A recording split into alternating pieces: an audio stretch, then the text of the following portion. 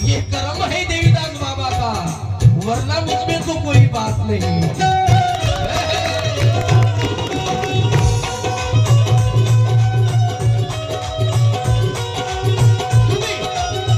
या खरसगाव गावामधील सर्व या जनतेचा पान फेडण्यासाठी बाबांनी या गावामध्ये जन्म घेतला।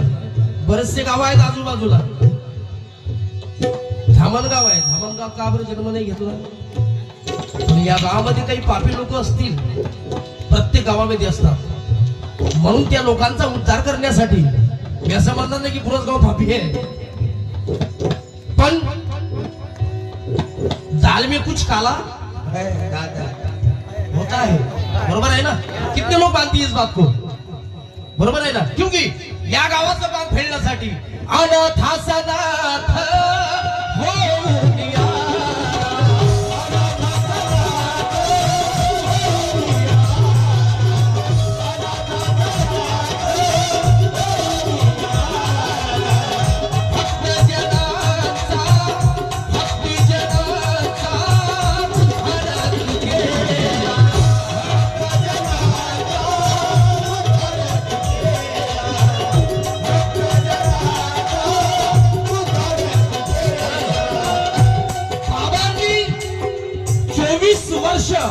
जंगलामध्ये तप केलं, बाजूला जंगल आहे, त्या ठिकाणी आम्ही गेलो होतो शूटिंग साठी।